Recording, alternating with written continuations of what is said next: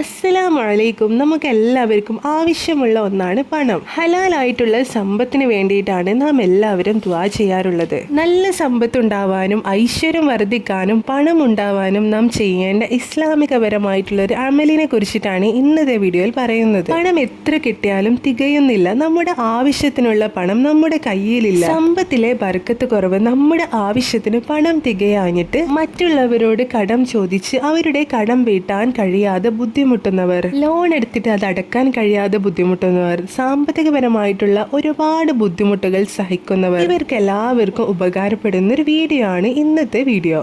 ബിസ്മിയുടെ മഹത്വത്തെക്കുറിച്ച് നമുക്ക് എല്ലാവർക്കും അറിയാം. നമ്മുടെ മുഹമ്മദ് നബി സല്ലല്ലാഹു അലൈഹി വസല്ലമ തങ്ങൾ നമ്മെ പഠിപ്പിച്ചിട്ടുണ്ട്. ബിസ്മി വെച്ച് തുടങ്ങുന്ന കാര്യത്തിലൊക്കെ ബർക്കത്ത് ഉണ്ടാകുമെന്ന്. ബിസ്മി ഇപ്രകാരം ചൊല്ലി അള്ളാഹുവിനോട് ദുആ ചെയ്താൽ നല്ല ഐശ്വര്യം തന്നെ നമ്മുടെ ജീവിതത്തിൽ ഉണ്ടാകുന്നതാണ്. അതുപോലെ തന്നെ നല്ല പണം, ധനം വർദ്ധിക്കുന്നതാണ്. ഇത് ചൊല്ലുന്ന ആൾക്ക് ഒരിക്കലും ദാരിദ്ര്യം ബാധിക്കുകയില്ല. ബിസ്മി എങ്ങനെ ചൊല്ലേണ്ടതെന്ന് പറയാം. സൂര്യോദയ സമയത്താണ് ചൊല്ലേണ്ടത്. സൂര്യൻ ഉദിക്കുന്ന ഇപ്പോഴത്തെ സമയം 6:02, 6:03 സൂര്യൻ ഉദിക്കുന്ന സമയം നോക്കിയിട്ട് ആ സമയത്താണ് ഈ അമല് ചെയ്യേണ്ടത്. ആദ്യം ബിസ്മില്ലാഹിർ റഹ്മാനിർ റഹീം എന്ന ആയത്ത് 600 തവണ ചൊല്ലുക.